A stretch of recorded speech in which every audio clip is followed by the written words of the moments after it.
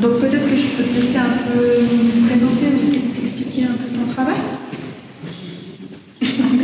Merci. C'était super cool d'être invitée à une expo qui s'appelait Marcher sans pousser les bras.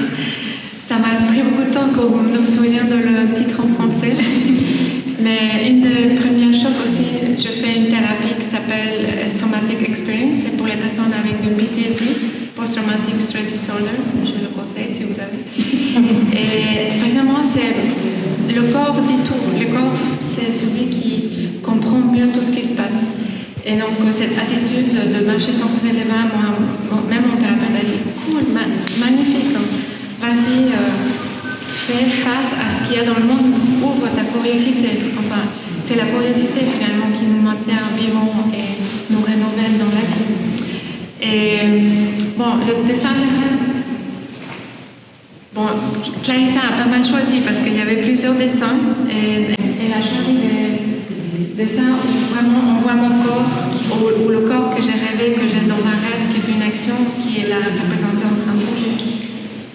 Et c'était des rêves que j'avais fait l'année passée, 2024, à Lausanne, où j'habite.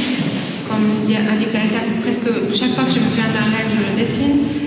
Et ces rêves, je les avais faits, je les avais pas bien finis, c'était difficile, c'est mauvais rêves. Voilà.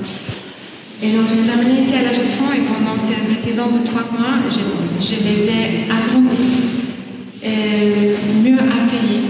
Et donc, chacun finalement c'est un corps d'une femme. Hein. Je pense que moi je suis une femme comme toutes les femmes, donc tout le monde peut se projeter.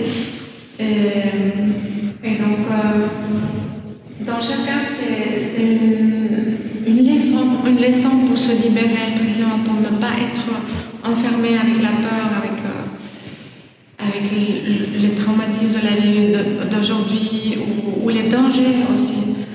Parce que aussi les rêves te permettent de comprendre un peu les vrais dangers. C'est mon expérience.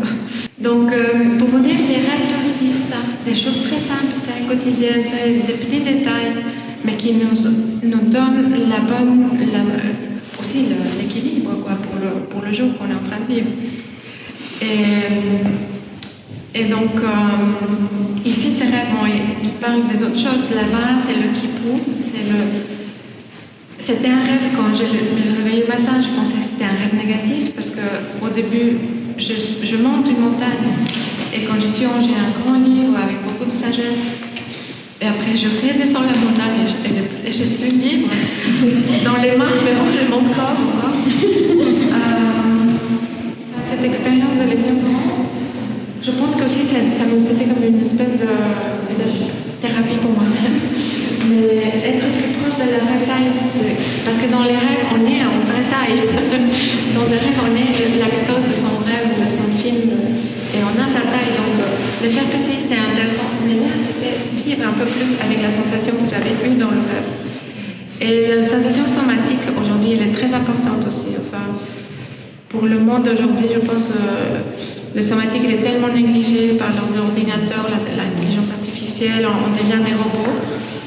Et finalement, c'est dans le somatique qu'on revient, on comprend qu'on n'est pas en train de tomber dans les fake news aussi, qui nous entourent. Donc, là aussi, c'était peut-être pour avoir courage, mais